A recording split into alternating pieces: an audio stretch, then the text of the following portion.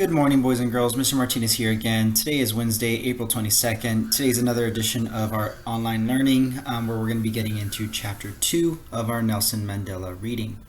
Yesterday, you should have focused on some vocabulary. On Nearpod, you should have seen a few different vocabulary words based on the Chapter 1 reading we did on Monday. And then you had a 10-question quiz at the end of that Nearpod activity to assess your knowledge of those vocabulary words we read on Monday from Chapter 1. Today, like I said, we're going to be reading Chapter 2, City of Light, from Who Was Nelson Mandela? And then, just like we did yesterday, Tuesday, we are going to be focusing on vocabulary tomorrow once we're done with Chapter 2.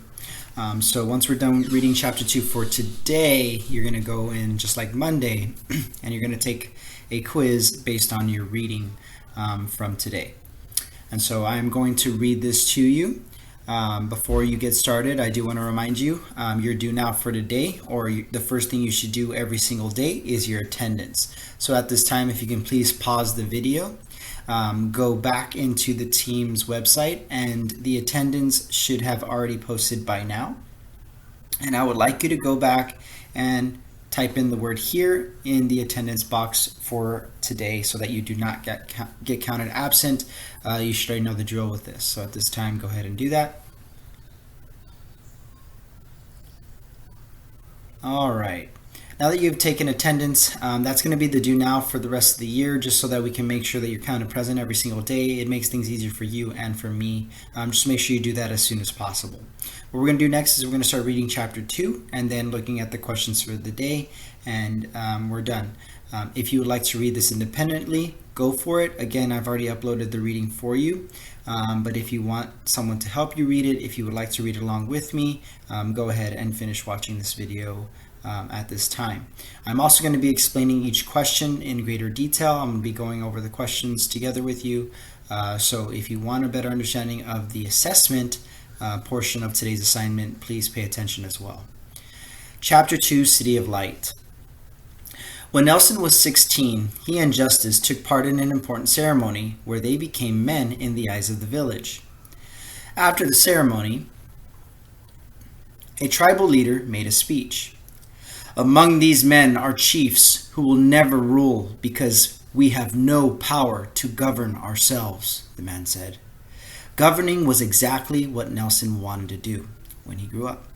He attended a boarding school in Nkobo so that he could one day advise rulers like Jongtindaba. Then in 1937, he transferred to Healdtown, a church-run college. From there, he went to Fort Hare, the only all-black college in the country. Many white South Africans thought that all black people needed to learn was how to serve people. So in South Africa, just like in the United States, there was this huge mentality that African Americans' only job really was to serve specifically white people. We've talked about this, and we will continue to talk about this as you guys continue to take my class, even when we get into 7th grade. So schools like Fort Hare gave black South Africans bad ideas, they thought. They made black people think that they were as smart as white people and could compete with them for jobs. Fort Hare did give Nelson ideas. He began to study the world outside of South Africa. Nelson planned to one day work for Native Affairs. Native Affairs Department, which enforced laws such as the Pass Laws, requiring all black South Africans to carry a passport all the time. He hoped to change the laws so that black people would be treated better, so that they would be treated equal. He worked hard in school to reach his goal, but in 1940, Nelson resigned from the Students' Representative Council in protest of the bad conditions in the dorms. Supper was 4 remarkable thin slices of bread, Nelson's college friend Oliver Tambo would later say. Taken with a small cup of milk water, the school authorities said any student resigning from student government would be expelled from school. When Jongtindaba found out what Nelson had left school, he ordered him to return. He also ordered him to get married. He had found Nelson the perfect bride. She was fat and dignified, Nelson said later. Some say she was in love with justice. Neither boy wanted to get married yet, so they ran away to the greatest city in South Africa. To Nelson Mandela, Johannesburg looked like a city of light. A vast landscape of electricity, he called it. He and Justice got jobs, but were soon caught by John Tindaba's men. Justice had to return home to take his father's place one day, but Nelson convinced his foster father to let him stay in the city and study law. In Johannesburg, Nelson made new friends like Walter Sisulu. Sisulu was the son of a black cleaning lady and a white government official. He had worked with many different jobs and led strikes for better wages for black workers. Sisulu got Nelson a job at a law firm. He also encouraged Nelson to enroll at a local university as a law student. Nelson married Sisulu's cousin Evelyn in 1944, and they soon had a son, Thembi.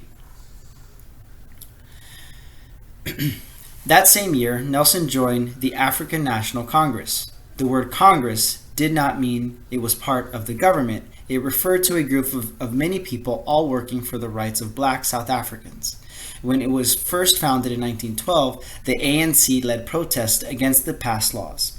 But by the late 1930s, it had become powerless. Nelson and his friends started a new group within the ANC called Youth League. The Youth League led the ANC to challenge the government. For the first time, the ANC openly accused white South Africans of not having the best interest of black South Africans at heart. Nelson became so wrapped up in the struggle, he hardly ever saw his young family. It was hard to imagine the white government in South Africa getting any worse for black people, but in 1948 it did. The government of South Africa started a cruel system of segregation, a way of keeping people of different races apart. In English, the word for this system meant apartness. In Afrikaans, which is a mix of Dutch and South African, it's called apartheid.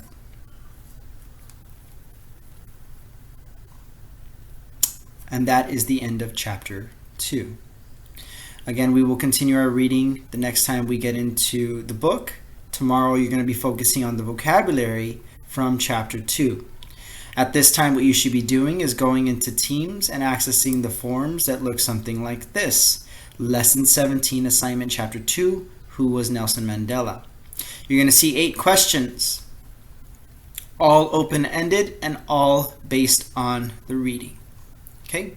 I do want to go over this with you. I did not do a great job of explaining each of the questions for Chapter 1, and so I do want to do a better job here. And so, one thing you need to understand, just like Mr. Gonzalez, just like Miss Villarreal have already taught you, we need to be answering all of our answers in a complete sentence. We need to be making sure our answers are the best. And so when it asks questions like these, number 1, what did the tribal leaders mean when he said, among these young men are chiefs who will never rule because we have no power to govern ourselves? You need to make sure that you start your sentence here with the question in the form of a statement. So you should take what it's asking and turn it into a statement. What did the tribal leaders mean when he said, among these men? The tribal leader meant, and then you give me your answer. You do not start he, it, they meant. This is not a complete sentence, okay? So we need to make sure that we're not doing that and we are giving our best answers possible, okay? So your answers may vary. Your answer may be different from the person that you may normally sit next to in school or you may normally hang out with during lunch. Everybody's brain works differently. Your answer may be way different from my answer, but they may have some similarities and they may have some differences. But again, I want to hear your thoughts and I want to see complete sentences. Again, these should be long answers, so at least 2 to 3 sentences each response. At least, that's the minimum. Question 2 is asking, how many colleges could Nelson Mandela apply to? Why do you think this was? Please provide an answer and evidence, and a page number. Now this is just an image to help you organize your thoughts down here. Okay, so just like I showed you last time, when you answer these questions down here, you need to make sure that you answer it in the following fashion. You need to give me your claim, your answer first. So how many colleges could Nelson apply to? Nelson could only apply to, I'm not going to give you the answer, so I'm going to put number of colleges. So let's pretend Nelson Mandela could only apply to, let's say, 5 colleges. 5 colleges. Number of colleges. So I'm just going to use that number symbol to represent the number 5. But that is inaccurate. I'm just putting random things there so you don't copy my answers. I want you to actually go back and read. Okay? So there's a certain number of colleges he's allowed to apply to. And why do I think that is? I think this is due to the fact that South Africa was implementing a system of segregation. Now I need to provide evidence.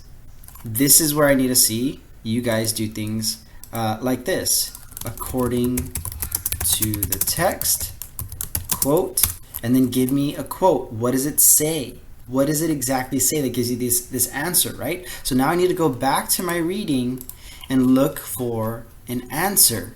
Once I find my answer, I'm going to have to find the page number that answer was on. Okay, so now I said he can only apply to a certain amount of colleges, right?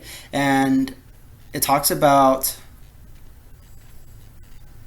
how many white South Africans thought that all black people needed to learn how to serve white people. Schools like Fort Hare gave black South Africans bad ideas. They made black people think that they were as smart as white people and could compete with them. Fort Hare did give Nelson Mandela ideas. He began to study the world outside of South Africa. He planned to one day work for Native Affairs. So it gave him a lot of hope and determination, right? And so again, let's go back and look at the question, what it's asking. So it's asking how many colleges could he apply for? There's a certain number that I'm looking for. Why do you think that is? Well, I think it's mainly because of the segregation stuff. And where's my evidence? Well, according to the text, many whites only thought that blacks were meant to serve white people.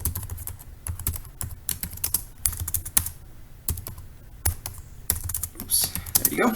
And I found this on page, if I go back, 17. And there's my evidence.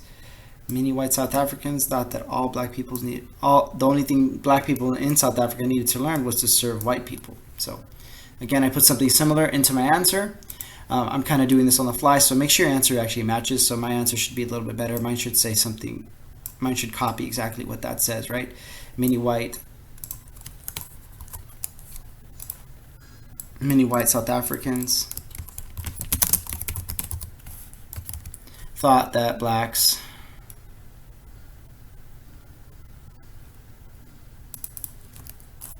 only needed to learn basically to serve white people. And that was page 17. So your answer should look something like this.